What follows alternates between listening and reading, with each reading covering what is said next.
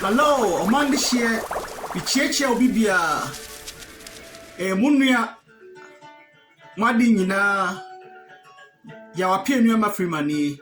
Aka Freeman the storyteller. The Freeman the storyteller ne day. Me wa se minimu ewo nkutahu die bi. Se nani da edika a mesremo. Won subscribe me YouTube channel na mame na mon share mame. Na bring nyina no enya kwan enya hodin papa ene mo abekasa. Ye obema yaw. And as a Freeman the storyteller, masam me de buy and say, don't let anger controls you, control your anger.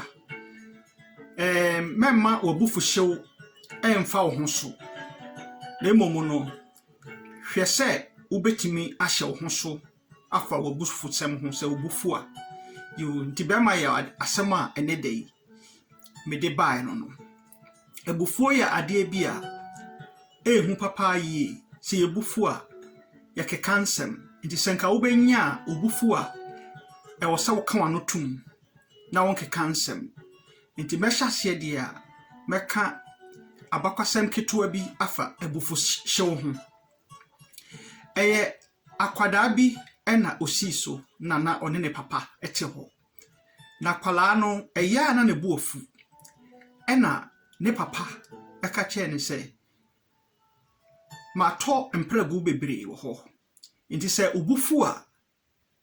na wafa mpregu ba ko na ode abodan ni mu na tese when me aso abodan ni mu when nailing it down na abodan ni mu nti akola no ada na ne bubefu bia no na ode mpregu no abodan ni mu ode eguradan na ho tambia ne bubefu bia no na ode mprego no ewuradan no sa nti bufu bia no wakofa mprego ba ko nails no na wakofa ba ko na wel nailing it down na ode abodan no sa tama bubefu bia no nti akora na abere bia ne bufu a na wakota ba ko na ode abodan no se de ne papa ka kire no nti ode bobo ya na fe mprego bebre na ne papa etoy no na yasa nti ho no ena oye ya nti okoso ye ya na mprego no de bobo dan ni mu na mprego no esan ena o ka kire ne se ada ubunfu ye no na eno so no wayi watu mprego no ba ko wafa pinch ba na odi etu mprego no afri dan no nti ada ne buanfu no na watu ba ko adabia ne bumfuye no na wase tu baako adabia ne bumfuye no na papa na ma na tu baako na we ne wo mu na papa no da ko sore no se tutumpragu ni nyina odi abobodan no ho no efri ho enti ode akoda no edi pinch ba ne tutumpragu na ewodan no ho nyina no ena papa ne se edi na wo hu ena kola ne se mi hu ntokuro ewo edan no ho ntokoro bebre edoso bebre fi se akoda no na ne bufu pa ndida bia ne bufu bia na oneli saa emprego no ewo edan no ho nto tutu ni nyina na aye ntokoro bebre go ho nti ntokoro no na papa ne bisa ne se ede na hu oba no ho na ose me hu ntokoro bebre hu ena ose se wa hu ada bia wo bufu hyew beba no na mama ode baako abodan no ho utu ye no wo hu se tokoro beda ho nti eno kire se ubufu a enioma edi esi no ewo abrabo mu no eye enioma enye ade papa nti ubenya enka ubufu a ewo se wo hye wo ho so eyi se de ube control anger na momu no wo ma wa anger ne control ube ma wo bufu hyew no ube hye wo ho se ebufu hyew no emfa wo so na momu no wo no momu na ubehye bufu no so emre nyina na ye bufu a yetimi kaka nsem bebre nsem a ho hia sa wosanka ye ka ye bewie no na ye no ye ho ndi sampragu ya akwada no de bebobo dan no ho nyina no a ema asa ntokuntokuro na ba dan no ho nyina no enya de a ubetimi asaye den a repair se wukuta kosua na wo de hwe na bo a untimi samfa kosua na nsesa bio ndi sa na ewiase ebufu wote wabufu nese iye ye nioma bebre emfata afi ne free wono na deɛ wo pesa wo ye nyina no wa sa ade na wie a untumi emfa de no ensa nyina ho bio the time bia ebu befu de try say ye be hye ho so ena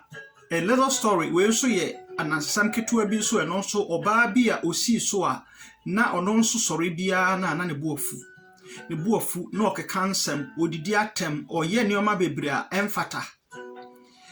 enti dakro ena okọ baabi ena obi se obeboa no okeka na asem kire obi na ose obeboa no nti ose obeboa no okache ne se edi ade na ubetimi ayama me obi sa papa no na papa ne se memma eduro bi na ode akofi na emom no onom se eduro na da bia no eduro na achiwade ne se onom se eduro na wo se wo kan wano tum da bia obenom se eduro ni bia na wo se wo ye dai wo kan wano tum ena maame ne se yo ena oje eduro no na ode koye if you say maame no na oye obi akro na owo mu no odidi atem odidi obi atem obi anim se ono de oye by heart a chese saa na otie enti eduro na papa ne de ma no na okoye no ena oye den papa na ka kire ne se achiwade ene se onye den onum bia na onkasa wokawa no tum ena maame no etieye ena oye ne saa nti oye ne saa wieye no ewoma na papa no eba ena o se yo eduro na me de ma no eboa wana se de na o da bia na oye gidigidi na o keka ne o ma bom na obufu a ekrom ho no obi abete nka okro no mu no pese me hu se eduro na agi wa na asa anyew ena maame ne se eduro no me da ase papa eduro ade maame no agime pa agime sisi ekro no obi asa me ye ni papa obi asa me ye papa enti the eduro na agime pa ena papa no die na no no ka se eduro na me de ma ono enya eduro ne se me ka kire wo se kan wano tum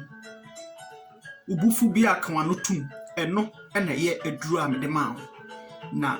eduro na me de ma no bibia ni musa enti menye gidie bia o na emom no gidie a me de ma ne se ubufu a kan wano tum eno ne eduro emri nyina na se yebufu a ye keka nsem efiri ho no na ye nu ye ho ye keka nsem ebi bufu a enioma ye obebre no ye se obia no ye tufu na wantie na ubufu na uye enioma emfata te se de akola na oni bufu ya ne papa ka chense oneli sa enioma no oneli sa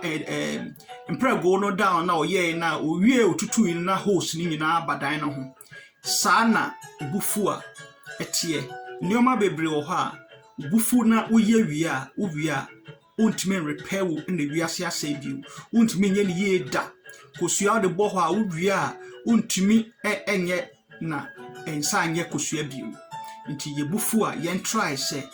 ye be control your anger ye be try say yebufu show na we mu no ye be bre nase na emom no ya hye ye ho so se obufu na se untimi a kan no tum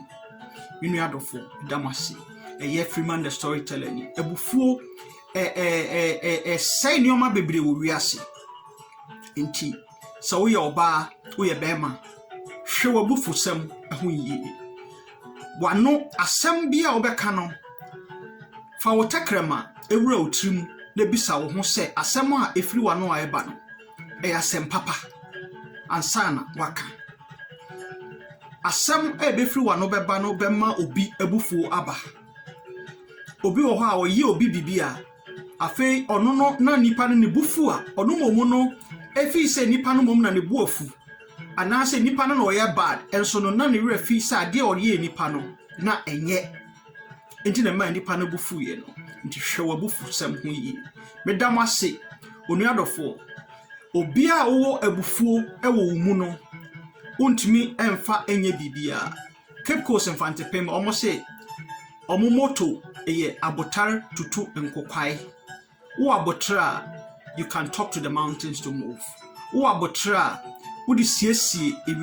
wo abrabo wo abotra you can climb a higher ladder wo abotra ubetimi afo akokan wo abotra ubetimi move life no to the next level wo abotra